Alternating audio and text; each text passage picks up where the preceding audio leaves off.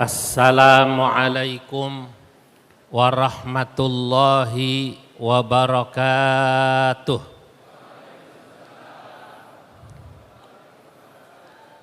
Alhamdulillahilladzi 'allama bil qalam, 'allamal insana ma lam ya'lam. Wassalatu wassalamu ala sayyidina wa habibina wa maulana Muhammadin khairil anam wa ala alihi wa ashabihi al-bararatil kiram, amma ba'du. Yang sama-sama kita muliakan Bapak Menteri Pendidikan Dasar Menengah selaku Menteri Perhubungan yang menghubungi saya, Bapak Profesor Dr. Kiai Haji Abdul Mu'ti. Beliau ini kiai apa menteri yang kiai ya. Tapi saya senang beliau jadi menteri. Kalau beliau masih jadi kiai mengurangi jadwal saya, Pak. Karena beliau ini luar biasa disenangi juga. Tidak hanya di kalangan Muhammadiyah, termasuk di kalangan NU itu. Saya lihat komen-komennya kalau Pak Prof Mu'ti ini ceramah bilang saya ini NU tapi senang sama Pak Mu'ti selaku Muhammadiyah. Kalau bukan karena takut dimusuhi keluarga saya mau pindah Muhammadiyah.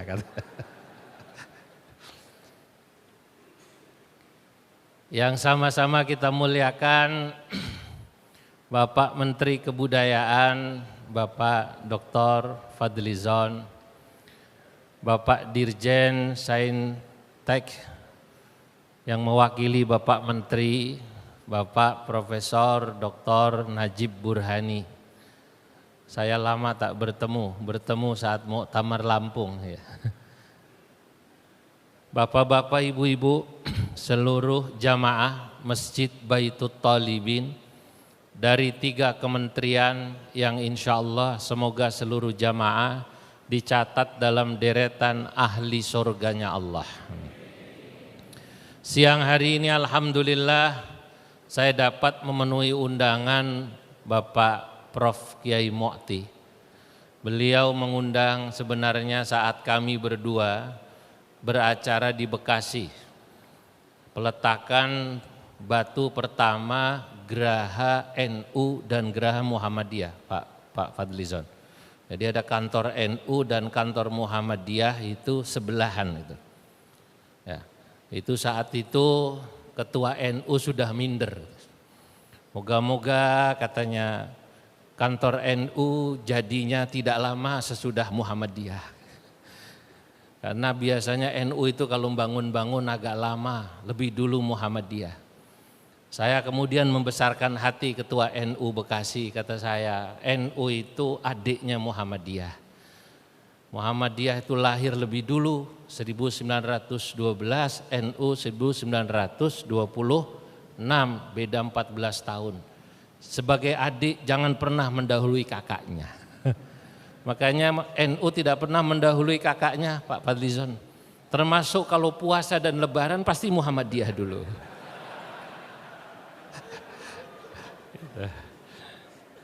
Nah, sebagaimana yang disampaikan oleh Pak Menteri, alhamdulillah saya merasa nyaman ya dengan beliau ini. Secara umur beliau senior saya.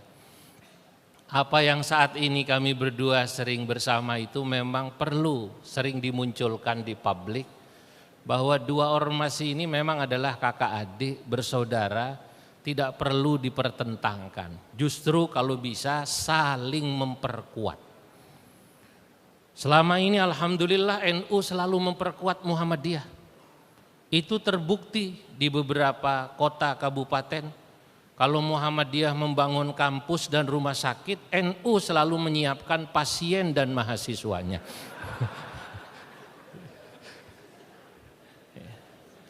Tapi sebaliknya, kalau NU membangun pesantren, Muhammadiyah juga mengirim kader-kader santri Muhammadiyah di pesantren-pesantren NU. Termasuk saya punya santri dari Muhammadiyah, saya puji, itu belajar sorogan. Kalau dalam tradisi ilmu hadis menggunakan tariqatil qiraah, dia membaca, saya mendengarkan. Ini asli kader Muhammadiyah. Sekarang anggota majelis tarjih di Depok. Aslinya pakai shot Pak. Asli Muhammadiyah. Ke rumah saya itu setiap Sabtu Minggu 2 tahun Prof. Saya bilang Masya Allah Fajri, namanya Fajri. S2-nya di Saudi. Di Saudi, S1-nya di UI. SMA-nya SMA negeri, hebat sekali ini. Bahasa Arabnya hebat sekali. Nah inilah contoh bagaimana kerukunan kebersamaan NU Muhammadiyah harus kita tunjukkan ke publik. Karena memang pada dasarnya saling melengkapi. Saya mengajar di masjid-masjid Muhammadiyah itu lebih dari 20 tahun Pak. Ada di Kemayoran itu ada masjid yang tanda tangan peresmiannya Profesor Dr. Amin Rais. Pak Amin, saya ngajar itu. Saat itu saya diundang 20 tahun lalu oleh pengurus masjid yang rata-rata pengurus PP Muhammadiyah, pengurus PW Muhammadiyah Jakarta. Saya bertanya loh, tidak salah mengundang saya ini, mengajar di masjid ini. Oh tidak Kiai, kita tahu kalau Kiai ini NU.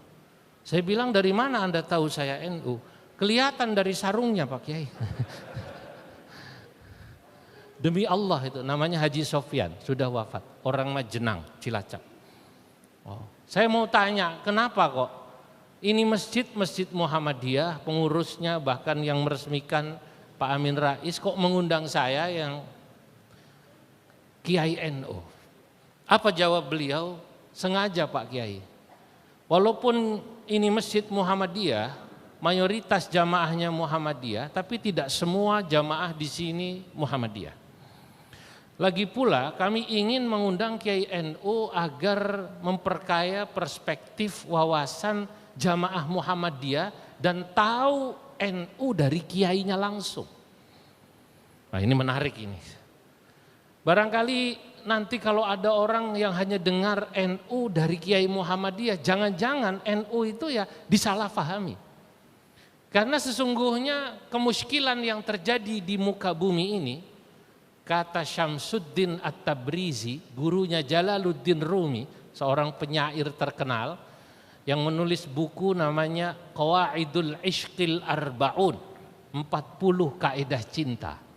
Kenapa kita tidak bisa saling mencintai? Kenapa kita tidak bisa saling menyayangi? Kata Syamsuddin At-Tabrizi, gurunya siapa tadi? Jalaluddin Rumi, itu diantaranya min akhta lughawiyat, karena seringnya manusia itu salah faham kepada orang lain. Saya bisa pastikan orang NU yang tidak suka dengan Muhammadiyah itu pasti karena salah faham dengan Muhammadiyah. Saya bisa pastikan orang Muhammadiyah yang tidak suka dengan Nahdlatul Ulama itu min akhta lughawiyat, karena kesalahfahamannya pada NU. Kalau sering kumpul seperti ini, ngopi bareng kalau bahasa anak mudanya, apa namanya? Kurang ngopi. Memang tadi saya makan siang belum ngopi Pak Menteri tadi. Baru selesai makan belum ngopi langsung diajak kemari. Nah, kalau sering ngopi gini indah Pak. Saya bilang pada Gus Ipul, Sekjen PBNU, saya bilang saya diundang Prof Mukti. Acara Maulid Nabi di kementerian beliau di sini. Saya bilang mestinya saya ingin Gus Ipul selaku Menteri Sosial gantian hari besar Islam nanti mengundang kiai mubaligh dari Muhammadiyah. Untuk apa? Menghilangkan tadi kesalahpahaman min akhta lughawiyah. Dan ini bukan kali pertama sesungguhnya saya diundang oleh tokoh Muhammadiyah, yakni Prof Mukti selaku Sekum, yang kebetulan ini ada caranya di kementerian beliau. Sebelumnya saya pernah di Pejaten Village, tempat di mana di situ tinggal Pak Profesor Dr. Din Samsudin di Pejaten Village, salah satu rumahnya di situ. Di situ tinggal Dr. Salim Segaf Jufri. Saya diundang Muhammadiyah, maaf, saya diundang masjid itu, acara Maulid Nabi, Prof. Yang sambutan adalah Prof. Din. Saya tidak tahu ini masjid kok mengundang saya Maulid Nabi. Prof. Din sambutan. Yang baca doa Dr. Salim Segaf Jufri, waktu itu masih ketua Dewan Syuro PKS. Tapi itu saya heran, ada hadrah baca maulid tadi yang dibaca oleh beliau itu abtadiul imla bismidzatil aliyah. Beliau hafal tadi itu, ya.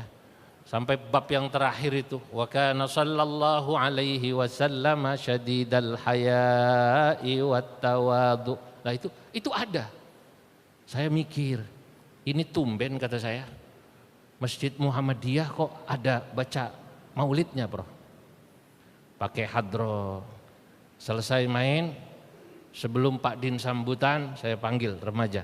Mas, ini remaja Muhammadiyah, bukan Kiai, saya NU, di Bon di masjid ini. Tahu di Bon ya, tahu ya? Nah, saya yakin kalaupun di sini nanti ada yang main hadroh, pasti bon-bonan itu. Nah, saudara-saudara, ini yang penting untuk bangsa ini. Hal-hal semacam ini kelihatannya sederhana tapi sangat penting. Sama pentingnya ketika kita melihat TNI, Polri rukun. Itu asik adem di bawah itu melihatnya, mau duduk bersama. Sama pentingnya seperti seluruh lapisan masyarakat bisa rukun. Karena bangsa ini bangsa besar. Tentu Allah menciptakan kebesaran bangsa ini dengan keragamannya, perlu dirawat dengan hal-hal semacam ini dari sisi budaya dan tradisi yang memang harus kita masuki pesan-pesan moral yang luar biasa. Hari ini Maulid Nabi, ternyata saya baru tahu di sini. Saya pikir yang mengadakan hanya Kementerian Pendidikan Dasar dan Menengah, Prof. Mufti. Ternyata yang sambutan 3 ini. Berarti ini kan harus 3 yang saya singgung. Cuman kalau saya singgung bab kebudayaan, bab saintek, selain bab pendidikan, Bapak harus tanggung jawab pada saya, Pak. Paham apa tidak itu, Pak? Harus tanggung jawab kalau saya singgung itu loh. Tapi kalau saya tidak singgung, tidak salah saya. Karena yang mengundang saya siapa? Pak Mukti. Yang bawain saya pulang sesuatu itu syai'un kata orang.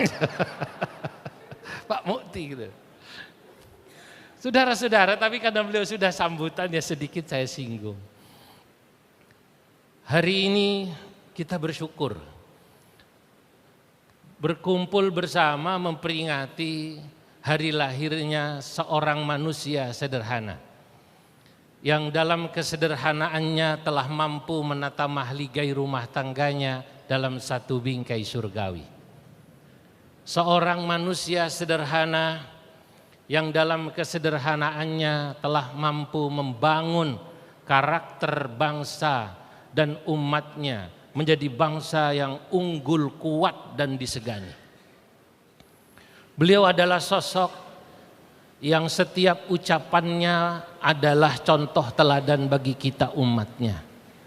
Beliau adalah orang yang paling khusyuk sholatnya, paling kuat tahajudnya, paling benar hajinya, paling sempurna puasanya, paling tekun zikirnya, paling banyak istighfarnya.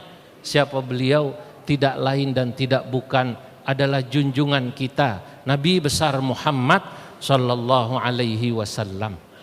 Rasul penabur kedamaian yang kedatangannya akan membawa rahmat bagi seluruh alam. Saudara-saudara hadirin yang dimuliakan Allah, jika tadi Pak Menteri Pendidikan dan juga Pak Menteri Kebudayaan sudah menyinggung sedikit tentang pentingnya peran budaya dalam menyebarkan Islam, pentingnya pendidikan dan juga pembangunan karakter dalam membangun umat Islam, maka saya ingin katakan apa yang beliau-beliau berdua sampaikan termasuk Pak Dirjen tadi benar. Islam ini menyebar kuat di seluruh dunia, yang tadi kurang lebih 2,5 miliar penduduk bumi ini sudah Islam itu, Muslim, ya karena ajaran Islam yang dibawa oleh Nabi Muhammad sallallahu alaihi wasallam, syariatnya itu lentur. Salah satu kelenturannya itu Islam itu bisa diterima atau akomodatif terhadap budaya manapun, Pak Menteri, selama tidak bertentangan dengan syariat. Kalau ada orang bertanya boleh apa tidak orang Islam menikah menggunakan baju apa, kalau Jawa itu yang ada kerisnya. Pak Menteri senang keris soalnya ini. Apa namanya, pakai keris. Ya. Boleh apa tidak? Tidak masalah. Adat, tradisi, budaya tidak dilarang dalam Islam. Justru makna daripada wa ma arsalnaka illa rahmatan lil alamin, tidaklah kami utus manusia kecuali karena engkau, tidaklah kami utus dirimu hai Nabi Muhammad kecuali karena memang dirimu bisa membawa rahmat bagi seluruh alam. Salah satunya agama Islam itu bisa diterima dimanapun. Budaya, kata para ulama fikih, al-adah ma lam yukhalifus syariah maqbulah. Tradisi selama tidak bertentangan dengan syariat boleh. Nah, di sini pentingnya kita harus bisa membedakan mana wilayah syariat yang sudah baku, tidak bisa digoyang-goyang, mana wilayah adat. Dan kalau kita mau harus akui, agama ini, Islam ini 80% lebih adalah wilayah budaya. Yang wilayah syariat, ibadah mahdhah mungkin tidak lebih dari 10. Bahkan dalam sholat yang itu wilayah ibadah, nanti kalau kita bicara pakaian, ini sudah wilayah adat. Orang sholat pakai sarung atau pakai gamis atau pakai celana, itu sudah wilayah adat, Pak. Prinsipnya sholat menutup aurat. Makan ini wilayah adat. Al-Imam Al-Ghazali dalam kitab Ihya Ulumuddin, ini saya suka sekali menjelaskan ini, penting sekali. Dan menurut saya Imam Ghazali keren sekali. Dalam Kitabul At'imah, Adabut Ta'am, etika makan, ada satu hal yang saya suka dari Imam Ghazali. Beliau bilang, Nabi Muhammad itu orang Arab. Kalau beliau makan menggunakan tangan, kata Imam Ghazali, itu bukan syariat yang kita harus ikuti. Yang kalau tidak kita ikuti kita berdosa, tidak. Kalau Anda mau ikuti boleh, dan Anda kalau melakukan itu karena cinta pada Nabi dapat pahala. Tapi kalau Anda tidak mengikutinya karena tradisi dan adat Anda tidak menggunakan tangan, makanya Anda tidak berdosa. Al-Ghazali menjelaskan, bukankah orang Persia, beliau tinggal di mana namanya? Di Persia. Sejak dulu makannya pakai malaik, pakai sendok, pakai garpu, pakai pisau. Karena yang dimakan misalnya stik semacam daging membutuhkan pisau. Bukankah orang Romawi mereka juga menggunakan itu? Lalu pertanyaannya, apakah tradisi ini bertentangan dengan syariat Islam? Sama sekali tidak. Justru kalau ada orang Islam menegur orang yang makan pakai sendok karena memang yang dimakan itu sesuatu yang harus pakai sendok atau garpu, berarti orang ini tidak paham tentang kelenturan syariat. Belakangan di Indonesia, Pak Menteri, bapak-bapak, ibu-ibu, ada yang sok nyunnah gitu. Ada gerakan apa namanya? Nyunnah, sunnah Rasul. Seakan-akan kalau yang tidak tekstual sama seperti Nabi, tidak nyunnah. Akhirnya memaksakan diri, makan bakso itu pakai tangan, sunnah Rasul gitu. Lu makan bakso itu lu pakai tangan itu, sunnah Rasul itu. Masya Allah.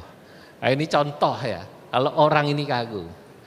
Nah, makanya ini tentang tradisi, adat, budaya ya, yang berbeda-beda. Tradisi budaya NU dan Muhammadiyah saja menghormati guru, kiai kata saya, atau orang yang lebih tua beda, Pak. Mohon maaf, kalau di NU memang ketemu guru yang lebih tua, cium tangan. Ketemu orang tua atau guru pasti cium tangan. Mungkin di Muhammadiyah atau di ormas lain tidak. Tapi apakah itu berarti tidak beradab, tidak berakhlak? Ya tidak. Itu masalah tradisi, budaya. Sekarang saya mau tanya, kalau ada bapak-bapak, ibu-ibu punya keponakan, saudara, murid, yang satu salaman cium tangan, Yang satunya tidak cium tangan, tapi yang tidak cium tangan ngamplopin. Lebih berakhlak mana itu, Pak? Yang tidak cium tangan ngamplopin, Pak Dadang. Lebih beradab mana itu katanya. Nah ini contoh. Nah, saya melihat Masya Allah al-luyunah. Luyunah itu diambil dari kata layin, luyunah. Ada ayat yang berbunyi Fabima rahmatim minallahi lintalahum walau kunta faddan ghalidhal qalbi lan faddu min hawlik. Fabima rahmatin, manya mazaidah kalau santri, ay fabi rahmatin minallah, justru karena rahmat yang Allah titipkan pada dirimu. Nabi Muhammad itu punya sifat rahmah, sifat kasih sayang. Kalau kita menyayangi orang, itu maknanya Allah menitipkan sifat itu pada kita. Nabi Muhammad itu memiliki sifat rahmah kepada makhluk. Karena sifat rahmahmu hai Nabi Muhammad, sifat kasih sayangmu, ya maaf, karena sifat kasih sayang Allah berikan padamu, linta lahum, kau bisa bersikap luyunah, lembut, lentur pada mereka. Kelenturan Nabi Muhammad inilah yang membuat umat menjadi suka. Sebab kata Allah, walau kunta faddan ghalidhal qalbi lang faddu min haulik. Kalau kau kaku, kasar, mereka pergi darimu. Nah, kelenturan Islam ini yang membuat Islam diterima. Dia tidak kaku pada budaya. Saya sering ceramah di mana-mana. Kata saya, sama-sama sholawat Pak, sholawatan. Ini kalau beliau kan by data, kalau saya by pengalaman, experience. Saya keliling Pak Fadli. Saya ini alhamdulillah keliling bukan hanya Indonesia, keliling dunia saya amati. Acara Maulid Nabi di seluruh dunia saya perhatikan. Saya pernah Maulid Nabi di Australia, Prof. Diundang Syekh Salim di di Sydney. Itu di Sydney Syekh Salim dan komunitas Islam di sana bikin Maulid, saya dengarkan sholawat itu. Orang Cina, Muslim Cina maksud saya, Muslim dari Jepang, Muslim dari India, Muslim dari mana-mana, salawatan itu, dari salawatnya terlihat di situ unsur budaya negerinya. Nah, kalau di Indonesia saya sering dengar salawatan sesuai dengan daerah. Kalau di Madura, orang Madura itu kalau salawat lagunya fanatik lagu Madura. Lagunya Imam S. Arifin itulah. Itu kan orang Madura itu. Lagu dangdut itu. Jandaku. Saya baru tahu itu, saya dengarkan ini lagu apa kata saya. Rupanya ini lagu Madura, Kiai. Oh. Ya Habibi ya Muhammad ya arusal khafiqaini ya muayyad ya mumajjad ya imamal anak yang ada.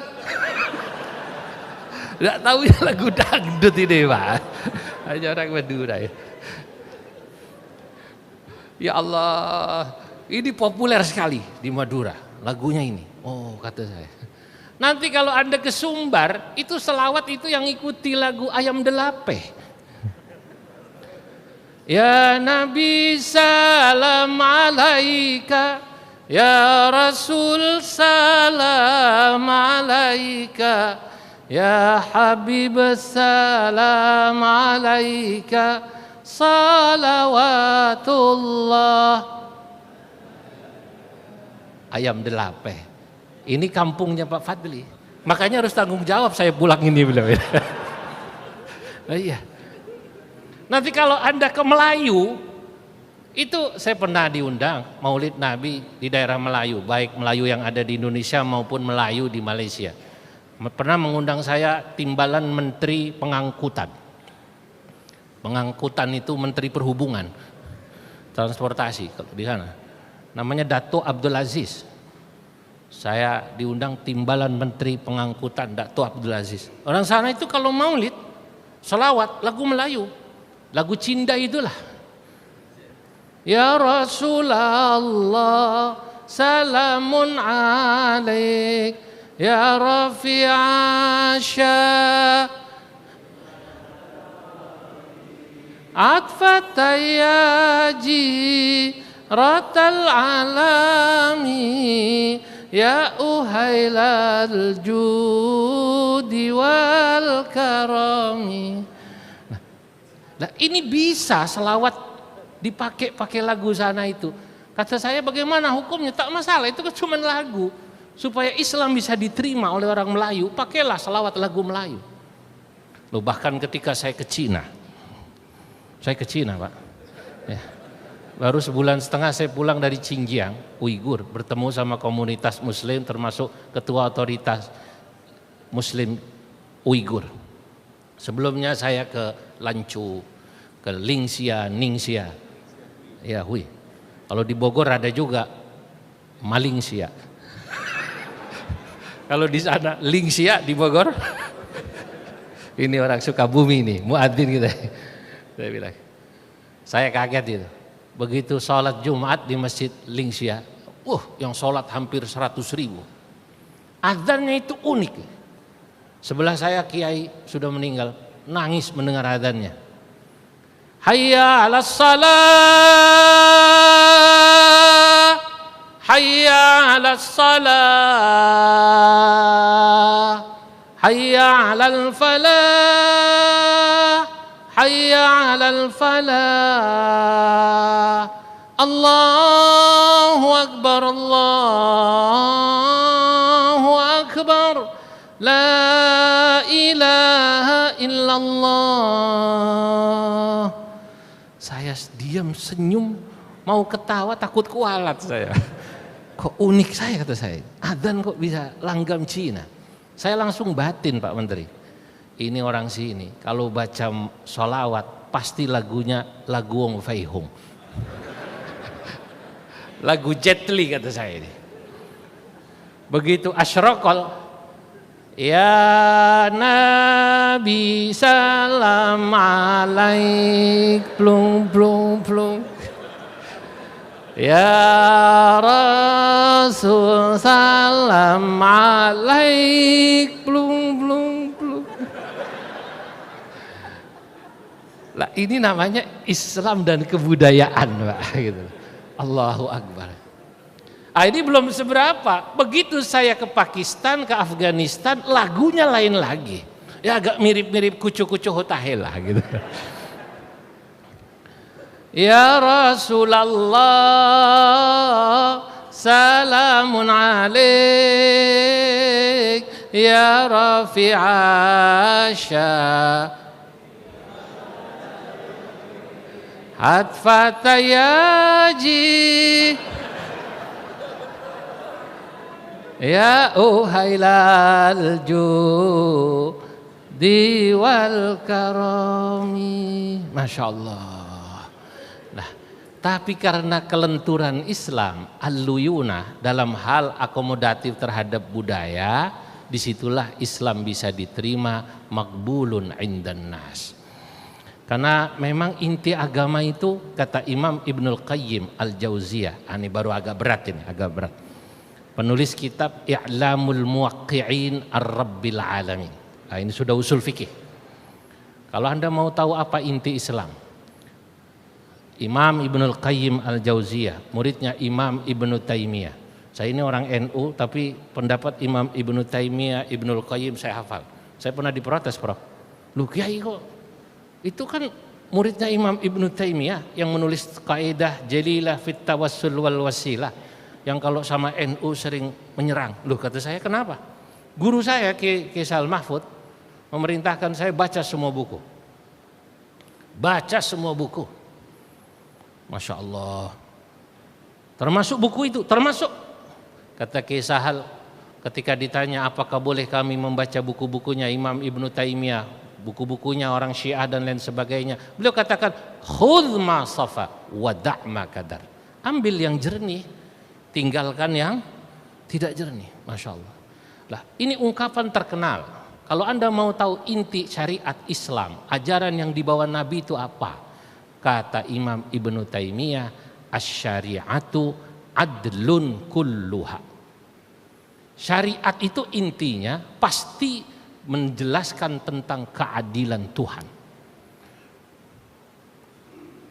Rahmatun kulluha. Syariat Islam itu pasti menjelaskan tentang rahmat kasih sayang Tuhan. Masalih kulluha. Syariat Islam ini pasti menjelaskan tentang kemaslahatan yang Allah tunjukkan untuk umat manusia. Hikamun kulluha. Syariat Islam ini pasti semuanya berisi tentang hikmah dan wisdom buat manusia. Fakullu ma kharaja. Oleh karenanya, kata Imam Ibnul Qayyim Al-Jauziyah, setiap ada orang yang menjelaskan syariat Islam, tapi agama Islam menjelaskan Islam, katakan begitu, tapi kok kharaja minal adli ilal jur, kok Islam yang dia jelaskan jauh dari keadilan, malah isinya kezaliman. Wa minar rahmati ila diddiha, jauh daripada kasih sayang rahmat Tuhan, falaisa minasyariah, pasti itu bukan ajaran Islam. Kalau ada orang mengajarkan kita memusuhi, membenci orang yang berbeda, beda agama, beda suku, apalagi cuma beda organisasi, ya, berarti dia tidak sedang menjelaskan tentang Islam. Masya Allah. Dan ini yang bisa menjelaskan dengan baik adalah orang-orang yang terlibat dalam proses pendidikan at-ta'lim wa tarbiyah yang ada di kementeriannya Bapak Profesor Kiai Haji Abdul Mu'ti. Para guru ini penting, yang jumlahnya Masya Allah di Indonesia berapa Prof? Saya nggak hafal angkanya. 3 juta sekian. Bayangkan kalau anak-anak kita ini sejak kecil, sejak dini diajarkan tentang nilai-nilai Islam yang paling utama. Agamamu itu menjelaskan tentang keadilan, agama Islam. Agamamu itu menjelaskan tentang rahmah kasih sayang. Agama Islam itu menjelaskan tentang hikmah, wisdom. Agama Islam menjelaskan tentang kemaslahatan, maka luar biasa. Hanya sayangnya memang banyak di antara kita sulit menemukan seorang yang muallim pada satu sisi, tapi juga murabbi pada sisi yang sama. Karena para ahli bahasa Arab itu membedakan antara taklim dengan tarbiyah katanya. Kalau taklim itu hanya sekedar mengajar, bahasa Arabnya naqlul ma'lumat wal maharah. Dia hanya transfer knowledge, transfer informasi, pengetahuan, dan ya transfer kompetensi. Murid hanya cuma dikasih pengetahuan. Tapi at-tarbiyah, tarbiyah itu ausa'u nitaq, lebih luas daripada sekedar transfer knowledge, lebih luas daripada sekedar transfer kompetensi. Karena pendidikan adalah pada hakikatnya at-tarbiyah, tujuannya adalah syaklu atau takwinus syakhsiyah as-saniyah, bagaimana kita membentuk pribadi manusia yang unggul. Dan ini Nabi kita adalah contoh yang ideal. Beliau itu muallim tapi juga murabbi, Pak. Beliau itu pengajar dan pendidik. Kalau kita baca hadis-hadis sekarang, saya mau kupas hadis-hadis. Hadis di mana Nabi adalah muallim. Kata Nabi, "Innallaha lam yab'atsni", Allah itu tidaklah mengutus saya sebagai orang yang musyikkan wa mu'assiran. Itu dalam bahasa hadisnya, Masya Allah, Allah kasih lupa saya. Ya, Allah itu tidak mengutus saya jadi orang yang mu'annitan, maaf. Innallaha ta'ala lam yab'atsni mu'annitan. Allah Subhanahu wa ta'ala tidak mengutus saya sebagai orang yang mempersulit. Tidak mempersulit dalam hadis Muslim kalau tidak salah, atau Bukhari ya. Antara dua lah, kalau nggak Bukhari Muslim. Ya. Ya, Kiai NU itu emang nggak suka ngapalin nomor hadis, bro. Kemarin saya bareng Ustadz Ade Hidayat, bareng ngisi di Polri. Beliau kan hafal betul nomor-nomor hadis itu. Mau ini luar biasa, hafal katanya. Saya bilang waktu saya bicara di tradisi NU tidak menghafal nomor hadis. Saya jujur nomor hadisnya nggak hafal. Jangankan nomor hadis, saya nomor istri aja nggak hafal, Pak. Ya karena banyak. Nomornya bukan istrinya yang banyak, bukan. Hadis itu kan intinya itu apa? Kata Nabi, innallaha lam yab'atsni mu'annitan. Allah itu tidak mengutus saya sebagai orang yang mempersulit. Wa innama ba'atsani mu'alliman wa muyassiran. Ini penting, ini penting. Tapi Allah mengutus saya sebagai muallim, seorang yang mengajar, wa muyassiran, dan mempermudah. Jadi seorang pengajar, muallim, itu filosofinya kalau menggunakan hadis ini, dia harus mempermudah. Bagaimana sesuatu yang sulit mudah dipahami, itu baru muallim. Tapi Nabi tak cukup sebagai muallim. Hadis-hadis yang menceritakan bahwa Nabi mengajar sahabatnya di masjid sangat banyak. Yang menarik, Nabi adalah pendidik yang mendidik, membangun karakter umatnya, bangsanya di Madinah. Kita bisa bayangkan, orang Madinah itu dulu senangnya ribut, tawuran. Kalau sudah bermusuhan, dendamnya 7 turunan. Antara suku Aus dan Khazraj ribut tak berhenti-berhenti. Nabi datang, dibangun karakter persaudaraan antara penduduk yang ada di Madinah. Islamuhum, baik yang Islam maupun yang non-Muslim. Bahkan yang Islam dipersaudarakan antara Ansor dan Muhajirin. Lah ini butuh seorang pendidik. Apa bedanya pendidik dengan pengajar? At-ta'lim wa tarbiyah. Pendidik dibutuhkan seseorang yang memberi contoh. Yang dikatakan dalam ayat yang tadi sudah dikutip oleh Pak Menteri, laqad kana lakum fi rasulillahi uswatun hasanah. Bagaimana sahabatnya mau tidak tawadhu, nabinya tawadhu, Pak. Sahabatnya mau gagah gitu, sombong, malu. Yang semula kebanggaan-kebanggaan, kesukuan, pemimpin itu dulu kan begitu. Nabi itu ajudan saja tidak punya, Pak. Dalam hadis sahih, seorang wanita yang sedang ada di kuburan menangis. Nabi melewati marra bi imra'atin tabki fi qabrin. Ketika Nabi lewat, Nabi bilang, "Bu, isbiri, sabar ya Bu, sabar ya Bu." Ibu itu nyolot, kata orang sini nyolot, nyaut dia. Diam Pak, innaka lam tusab bimusibati. Anda tak merasakan seperti yang saya rasakan. Nabi tidak marah. Nabi jalan, tak lama ibu itu diberitahu, Bu, ibu tahu nggak siapa tadi yang menasihati ibu? Siapa itu? Rasulullah Shallallahu Alaihi Wasallam. Nangis dia. Lalu datang ke rumah Nabi. Falamma ata an-nabiyya sallallahu alaihi wasallam falam tajid bawabin. Dia begitu sampai di rumah Nabi bingung, nggak ada ajudannya, Pak. Nggak punya ajudan sama sekali Nabi itu. Ya Allah, nggak punya aspri sama sekali. Ya tidak juga kemudian sekarang sebagai menteri Bapak memberhentikan ajudan, tidak ini. Ya, zaman sudah beda, zaman sudah beda. Ya, zaman sudah beda. Tapi paling tidak walaupun punya ajudan, HP dipegang sendirilah minimal gitu. Ada orang yang HP saja tidak, atau apa saja, semua pintu aja minta dibukain. Bagaimana tawaduknya Nabi? Ya Allah, dulu para pemimpin kepala suku itu tak bisa disentuh. Nabi, ini nanti jadi dalil Pak Menteri. Kalau bapak-bapak turun diajak salaman, terimalah salamannya. Walaupun lain jenis. Ini ada hadisnya, bab tawaduk di kitab Riyadhus Shalihin. wa in kanat amatun min ima'il madinati la ta'khudhu bi yadi Rasulillah sallallahu alaihi wasallam fatantaliqu biha haitsu sya'at.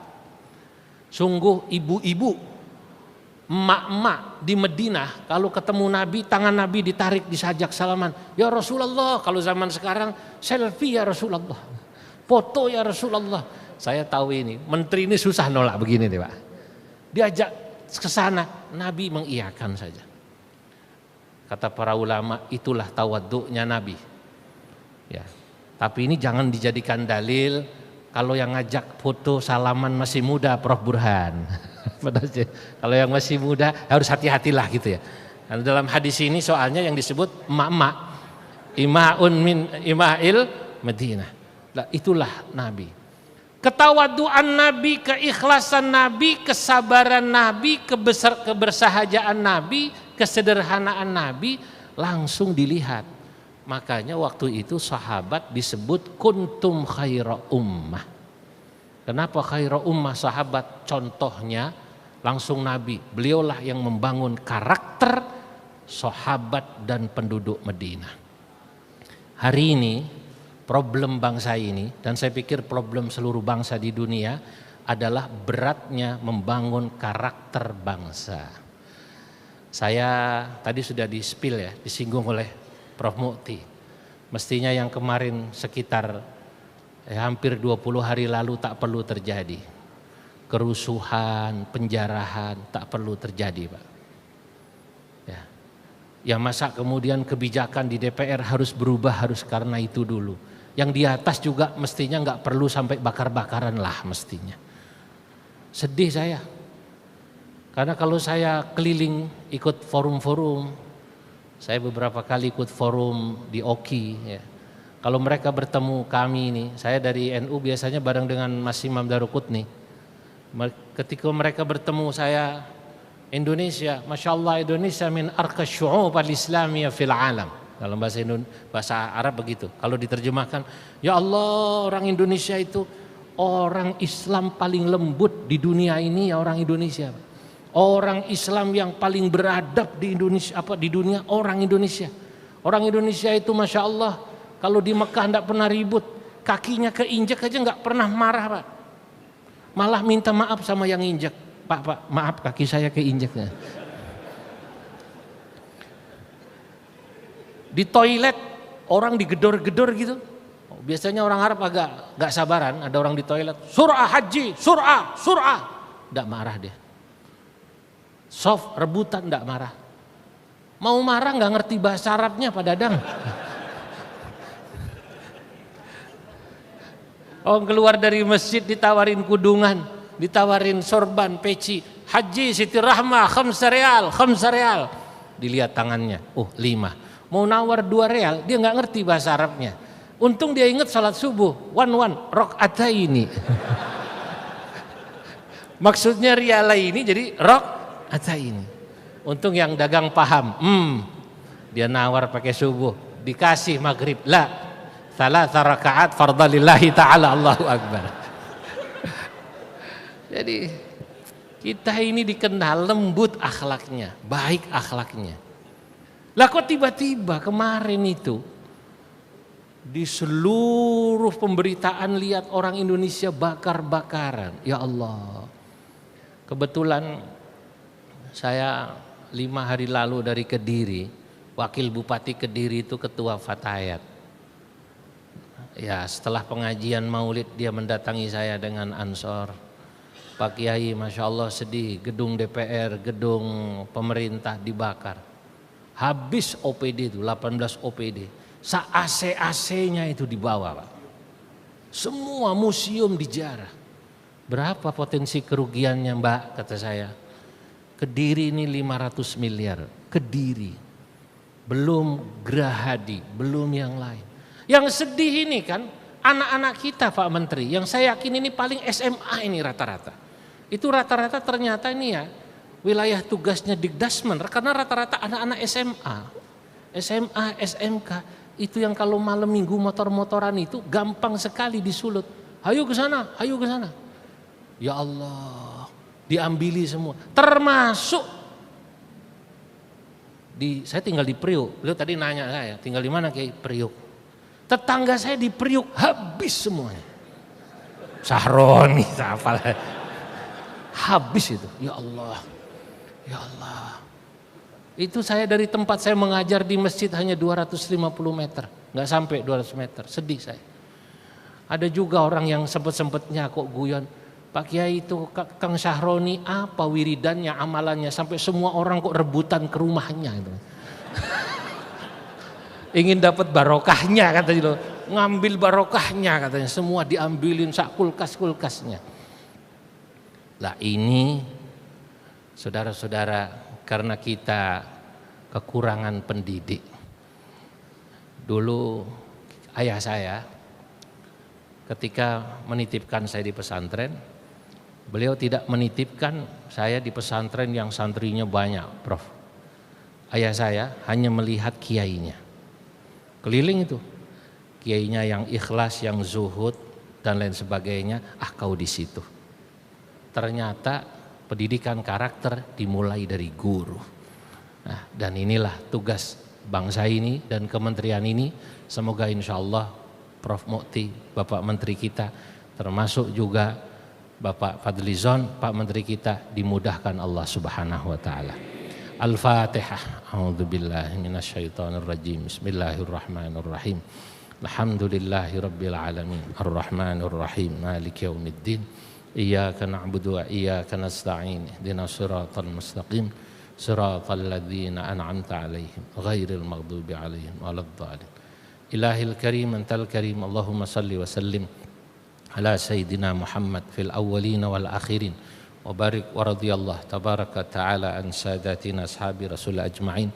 Alhamdulillah rabbil alamin. Hamda yuwafi ni'amahu wa yukafi mazidah. Ya Rabbana lakal hamdu kama yanbaghi li jalalikal karim wa 'azimi sultanik.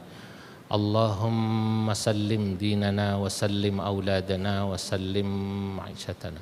Allahumma sallim baldatana Indonesia khassah wa sair biladil muslimin. Allahumma ansur sultanana sultanal muslimin wansur wuzara'ahu wa asakirahu ila yaumiddin. Allahumma ansuril muslimina fi Palestin wansuril muslimina fil Yaman wansuril muslimina fil Iraq wansuril muslimina fi baladina Indonesia khassah min buldanil muslimina ammah innaka ala kulli syai'in qadir. Wa sallallahu ala sayyidina Muhammad wa ala alihi wa sahbihi wa sallam. Walhamdulillah rabbil alamin. Wassalamualaikum warahmatullahi wabarakatuh.